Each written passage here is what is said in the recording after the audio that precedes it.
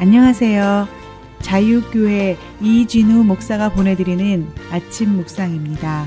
오늘도 예수 그리스도의 향기를 내는 복된 하루가 되시길 바랍니다.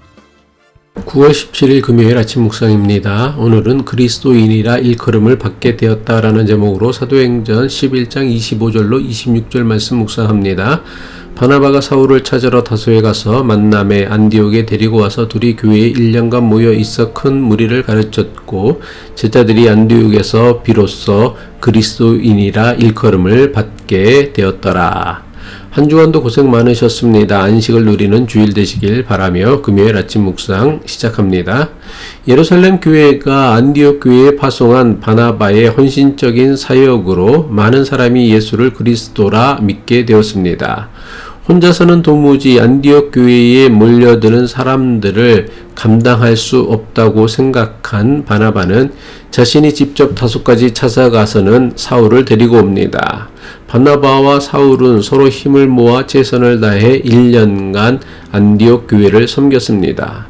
사도행전은 바나바와 사울이 1년간 안디옥 교회를 섬긴 결과에 대해 다음과 같이 기록하였습니다.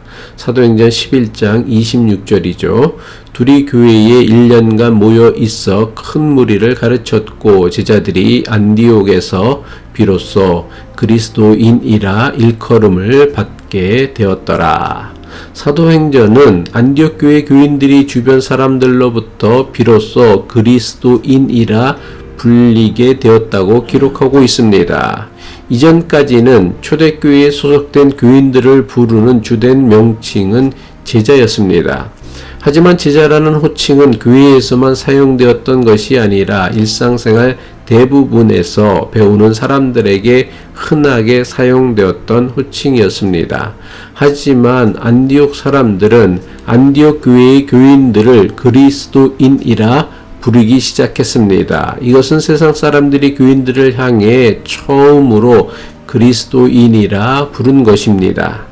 그리스도인이란 예수 그리스도를 따르는 사람 또는 예수 그리스도를 닮은 사람을 일컫는 말입니다.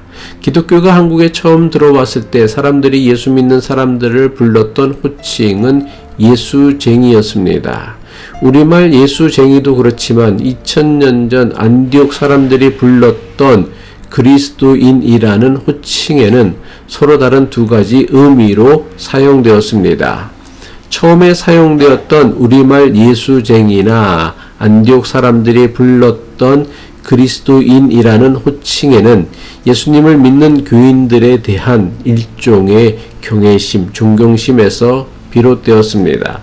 예수를 믿는 사람들을 보니까 자신들과는 구별되게 다른 가치관과 목적을 가지고 살아가는 것을 보고는 교인들을 그리스도인이라 부르기 시작한 것입니다. 하지만 나중에 기독교에 대해 거부감을 가지고 있거나 교인들의 이중적 모습에 실망한 사람들이 교인들을 비하하는 의미로 예수쟁이 또는 그리스도인이라 부르기도 했습니다.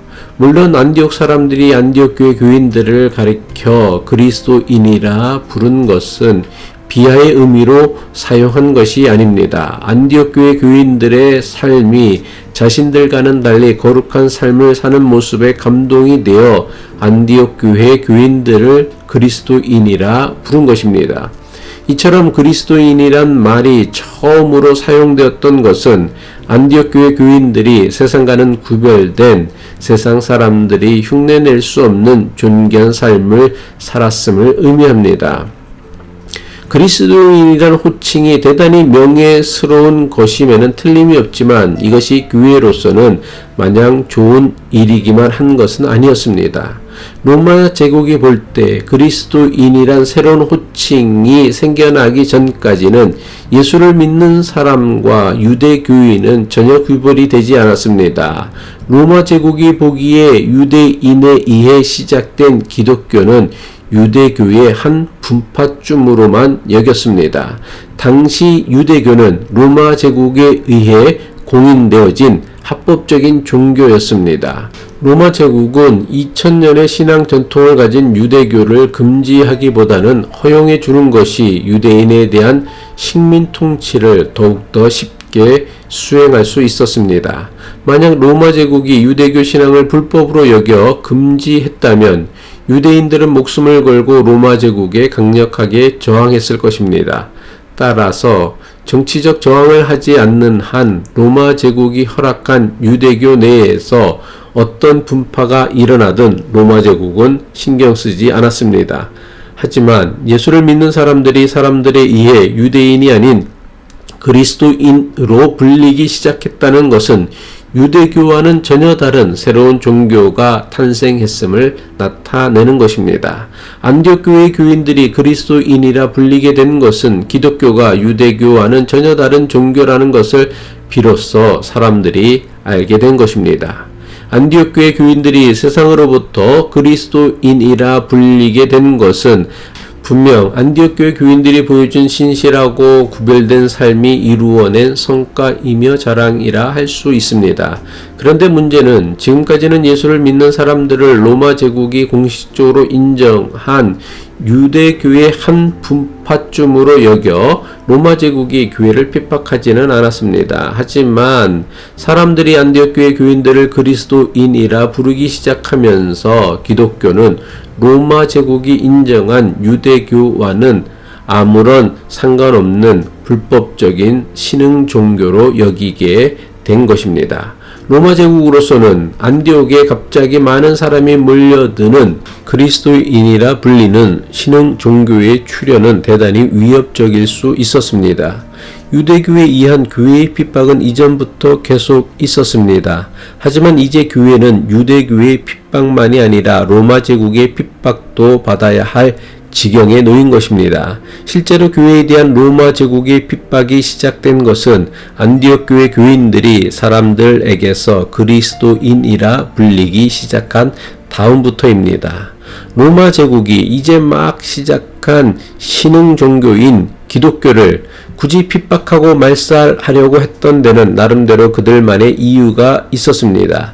당시 로마 제국은 모든 식민지 백성들에게 황제 숭배를 요구했습니다.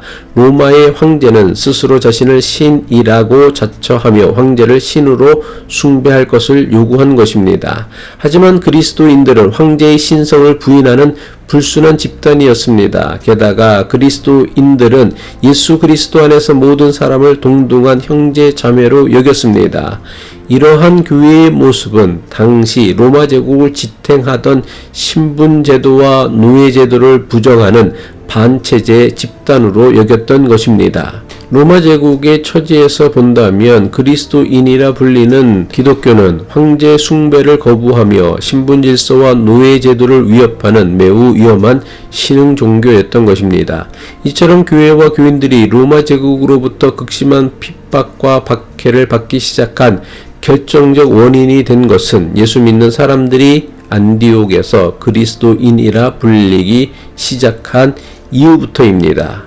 이것은 결코 안디옥 교회가 세상으로부터 그리스도인들이라 불리게 된 것이 잘못된 일이라고 하는 것이 아닙니다. 기독교는 어쩔 수 없이 로마 제국과 그리고 로마 제국과 결탁한 유대교에 의해 핍박을 받을 수밖에 없었습니다. 왜냐하면 기독교 신앙은 로마 제국과 유대교가 오랫동안 쌓아온 저들의 기득권을 송두리째 흔들고 위협하는 신앙이었기 때문입니다. 그렇다면 종교의 자유가 인정되는 지금은 더는 예수 그리스도를 믿는다는 이유로 그 어떤 박해나 핍박도 받지 않는 세상인가요?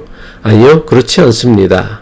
비록 종교의 자유가 인정된다고는 하지만 지금도 여전히 진짜 그리스도인으로 살려는 사람에게는 어떤 형태로든 박해가 있음을 알아야 합니다. 세상은 여전히 죄와 악으로 가득 차 있기에 예수 그리스도의 가르침을 따라 바르고 의롭게 살려는 그리스도인들을 불편해하고 미워하는 사람들이 여전히 많이 있습니다. 예수를 믿는다고 하면서 세상 사는데 아무런 불편이나 손해가 없다면 우리는 아직 진짜 그리스도인이 되지 못한 것입니다. 기도하겠습니다. 안디옥 교회의 제자들이 예수 그리스도를 믿는 신실한 믿음으로 세상으로부터 그리스도인이라 불리게 된 것처럼 그리스도인이라는 호칭이 세상의 비웃음거리가 아니라 존경의 의미가 될 수 있도록 구별된 삶을 살아가는 크리스천이 되게 하옵소서. 예수 그리스도의 이름으로 기도합니다.